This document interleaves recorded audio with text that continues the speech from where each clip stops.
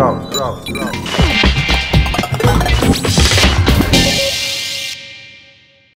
I'm Mariam Ahmed and you're watching UNI TV, your window into university life. Today we're talking how to manage your time, how to join a race car team, how your initial career might take you into unexpected directions, like how do you go from a shepherd to a psychologist? But let's kick things off. We're talking the start of the university year. O Week. Hi, I'm Paul Ayer and this is UNSWTV. We're down at UNSW today for the O Week, which is orientation week, and we're going to go around and get a general vibe for the new UNSWTV channel on YouTube and also Aurora TV. So let's have a look around, talk to a few people and see what's happening.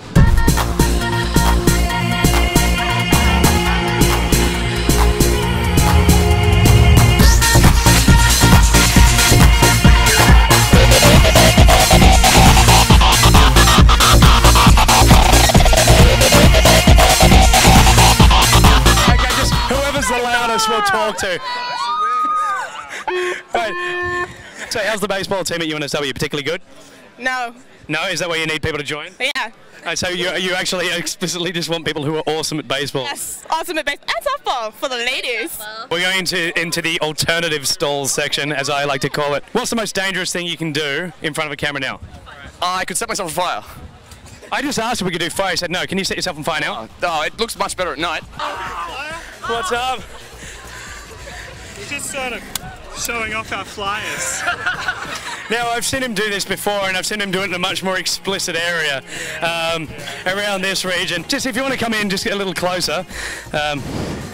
Oh, so there you go. Join Circus Sock. Deform yourself. It's like I've like grabbed the meat, grabbed like a wrap. Directly from the animal, it looks like. Yeah. Directly from the animal. You like it? Yeah. Where did you get that from? Just a Greek society over there, man. I didn't even join. They gave me a free leg. Okay, hey Dan. All right, so what's your society about? Well, our society is D2MG, so it stands for Dance, DJ, MC and Graffiti. And basically we're just for hip-hop culture, so all aspects of hip-hop culture, and that includes the 4 elements that I just listed.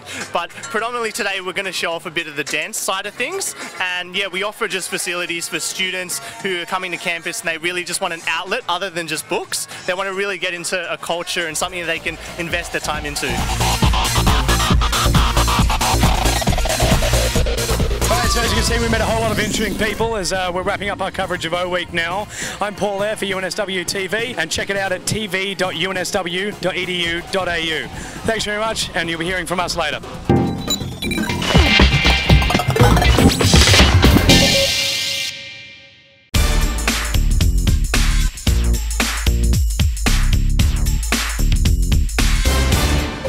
Welcome to our Uni Life segment.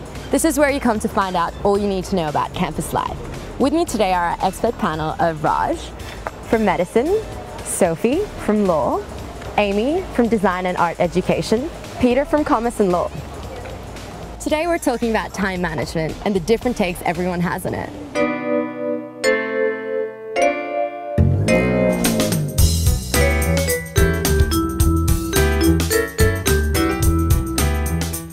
Uni's completely different to high school, where every moment is accounted for. Peter, how do you handle your time? I pretty much don't. I'm always at a uni party. I'm so tired. I don't have time to think about my time management. I live on coffee. I'm not as bad as Peter, but I'm pretty bad with time management. Though I actually blame Sydney buses, because I swear if the bus was on time, I'd be on time. I wish I had the luxury of public transport, because most of my days are spent here in the lab, and most of my nights are spent here in the lab as well, sleeping between medicine classes. I manage my time by planning everything ahead. I know when my classes are, when my assignments are due, and when I have to work. So I organise my time by breaking everything up into small chunks, so I have time for everything. So, it's really up to you to juggle the different demands of uni life. To get the most out of your experience, get organised. Take 12 months, a team of 20, and the desire to engineer something that moves really fast, and you have a redback racer.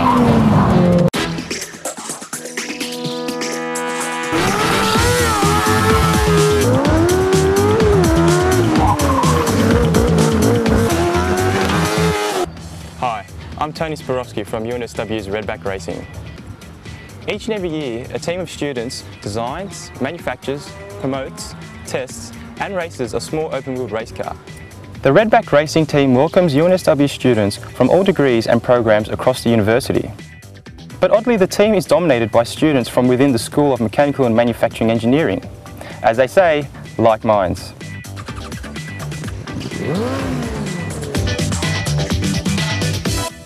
Like the technology that drives it, the study of engineering at UNSW is constantly evolving and advancing. And being on the Redback Racing team gives students really practical, hands-on engineering experience.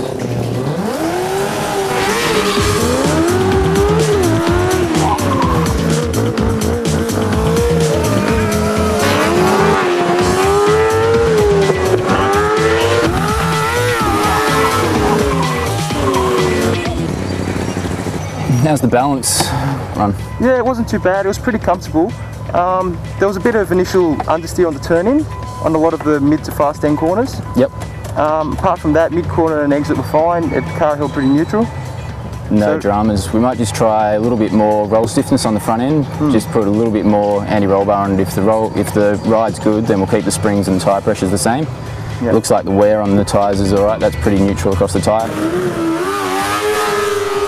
And of course, there's the ultimate chase, the potential thrill of winning. Once the machine is built, all that is left is the race. Every year, a newly designed and built Redback racer is entered into the Australasian Formula SAE competition.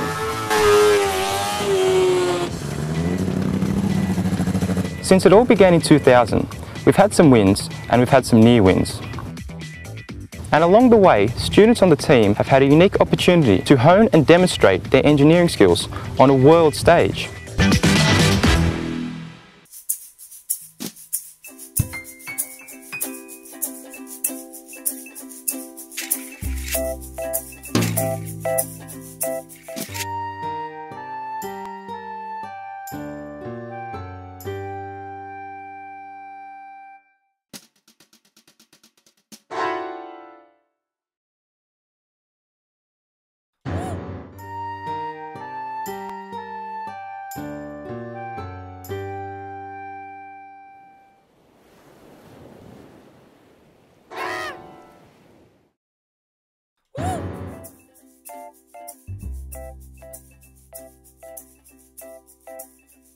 I'm Susie Hamilton. With me on the couch is Uta Folmakona. She's a medical researcher here at the University of New South Wales. Uti, you came to it in a pretty interesting way though. I understand you've been a shepherd, you were a physiotherapist, and now you're a medical researcher. How did that come about? Well, it's a bit of a long story, but when I was very young, just about 15, I left school due to not excellent performance, to say the least. And then I was trying to think what I should do. And I've always loved sheep and I wanted to be a shepherd. But really, shepherding was off the list very quickly because they asked me to slaughter the animals, which I didn't want to do. And what I then actually did was carpentry. So I did carpentry for about 2 years. And then that was a bit too chauvinistic in those days. In the early 70s, I was the only woman who was doing it, and so that was a little bit challenging. So then I moved because I always liked sport and I liked people. I, in some windy fashion, ended up to be accepted to do physiotherapy at a hospital in Stuttgart. And I did that for about 4 or 5 years. And then I migrated to Australia. And in Australia, there was suddenly the opportunity to start again all over. And even though I didn't have an HCC, I was able to get to university to do a science degree. And medical research, you're in a very specialist area. You're in an area called psychoimmunology. Can you explain what that is? Yes, it's a very new field in medicine. It's only about 20 years old. And it sort of stems from the very old fascination with the mind and the body. You know, does the mind affect the body or vice versa? But only about perhaps 25 years ago, scientists could actually demonstrate that there was a connection so that neurons and neural pathways from the brain can actually communicate with organs and tissues in the body and vice versa. If anything happens in the body, there are ways in which the message gets to the brain and then the brain changes accordingly. Uta, you've also done some other very interesting research in the area. I know that you've looked at alpha males. I know that that's very common in... We all look at alpha males. It's very common to talk about alpha males in the animal community, but in humans you're looking at them. Yeah. That stemmed from my brother is a bit of an alpha male, and I noticed that when he, after work, threw his T-shirts on the floor, it had a huge impression on all the animals in the neighbourhood. They used to run a mile when they could get a whiff of his T-shirt. And so I thought initially it would be a great idea to use his T-shirts to fend off intruders, for example, outside the house. You know, if you had T-shirts and perhaps some old boots, then if a potential intruder would come, that there would, you know, subliminally be diverted away from my home because they knew there was an alpha male. And what have you found so far? Well, it's still a work in progress, but we had one study, one run where we had very promising findings seem to indicate that yes, that people can do that. But we're still working on it because we didn't get it quite right the first time, so we're running a second study to get it right this time. Uti, it's been fascinating. Thank you so much. And join me next time for On the Couch.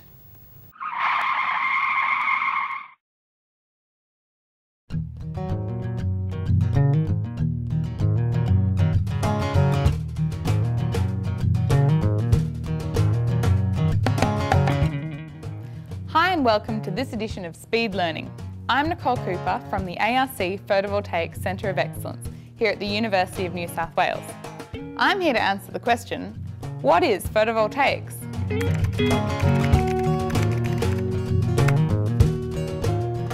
Now it may sound like a complicated concept just going by the title, but I could break it down for you in quick and simple terms. You've probably heard of solar energy, right? The conversion of the sun's rays into energy. Well, photovoltaic cells convert the rays of sunshine into electricity, but with no moving parts, unlike a wind turbine, for example. These solar cells were once used pretty much exclusively in space, but now they're used to power people's homes, remote communities, calculators, telecommunication towers, and more. Magic, you ask? Let's find out.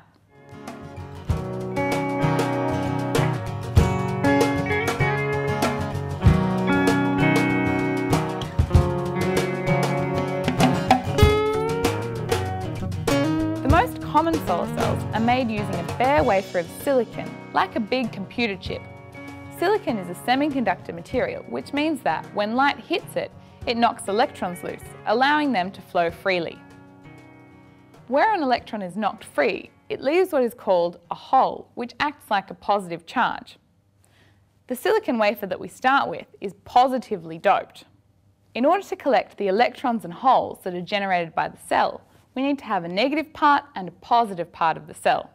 The electrons get collected at the negative end and the holes get collected at the positive end.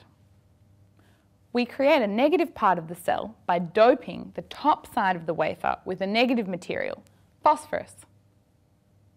To actually power a light bulb or a computer, for example, we need to get the electricity out of the cell by screen printing and firing metal contacts to both the top negative side and the back positive side.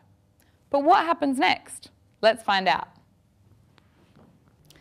These cells are then electrically connected in a frame, like this one, to produce a module that you can put on your roof to power your home, for example.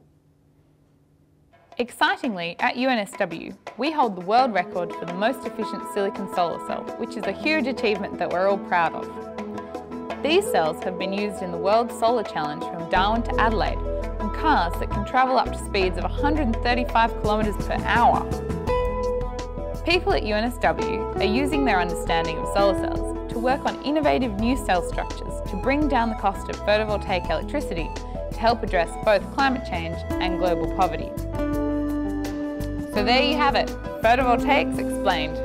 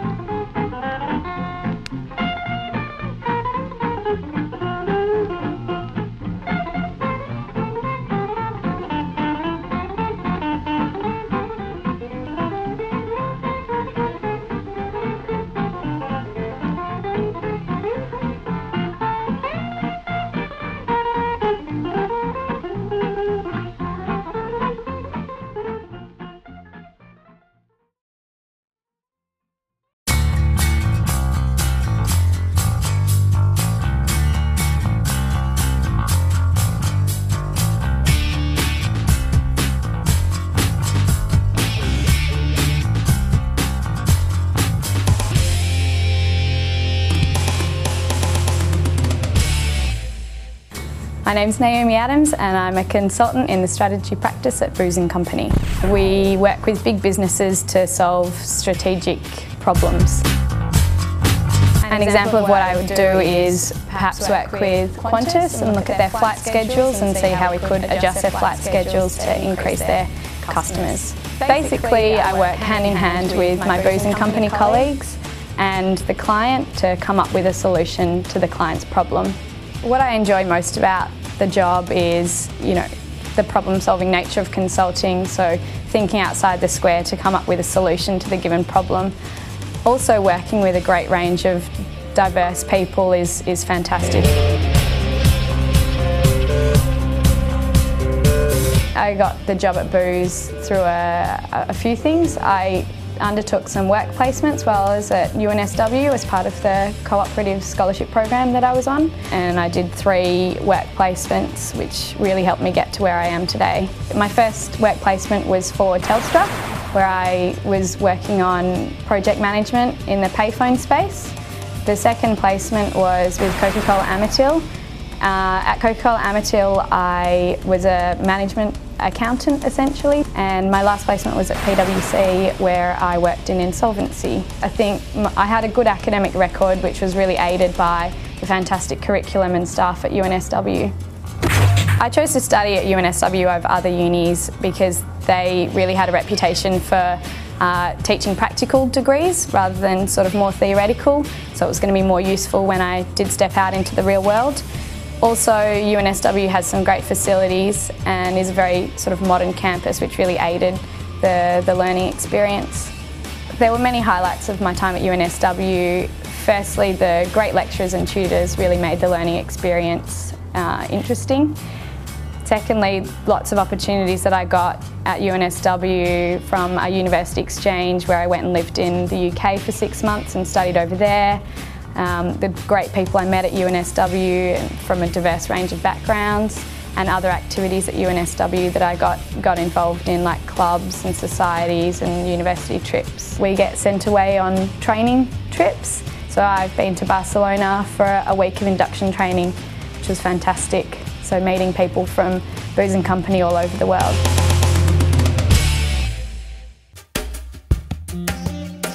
My name's Tran Chanson. I'm a multidisciplinary designer. My philosophical approach comes from my want and desire and need to be sustainable in everything that I do. I've always been interested in graffiti and street art. It always evokes some kind of emotion, whether it be somebody hating it or somebody loving it, it doesn't really matter, but it's open for everybody to see. It's a very social art form. It's like a haphazard, fleeting exhibition on the street for people to view as they walk by, especially the kind of graffiti that has some kind of point of view to get across, whether it be some kind of activist point of view or just something about the neighbourhood that it exists in. You know, graffiti for graffiti's sake even, just beautiful graffiti or stencil art that isn't necessarily saying anything is also beautiful and also has its place in this kind of open forum. Something that exists for a fleeting period of time and then can be painted over. I think that kind of is what makes it nice. That it's always changing, it's always evolving, it's always speaking about what people are thinking at that point in time. It's like any art form though, I think the graffiti artists that have really gained a lot of credibility and notoriety are the ones that don't necessarily use the skill but have something interesting to say.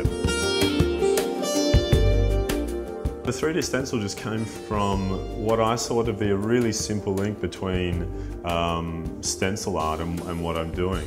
Being a designer and being more interested in what I do in objects and the three-dimensional by using a simple mould and a simple can of expanding foam and basically just attaching the mould to a wall, injecting it full of expanding foam, coming back a couple of hours later when the foam is cured, pulling the mould away, and I'm left with a form that's attached to the wall. So it's basically just two-dimensional stenciling but in a three-dimensional form. So I started working with any foams that I could get my hands on, but then when I started reading up more and more about these foams, because I like to be aware of the materials that I'm using and what's in them, I started to find out that there are particular ingredients in them that aren't good for the environment. I decided that I would slow the project down a lot until I could find a foam that I felt ethically comfortable with using. In Japan they produce a couple of particular foams that are environmentally inert. I've just found a supplier in Australia who stocks a similar foam, but I need to get my hands on it and start to explore and experiment a little bit with it. This kind of art form has a real place in our society where people can really express themselves in a very open forum.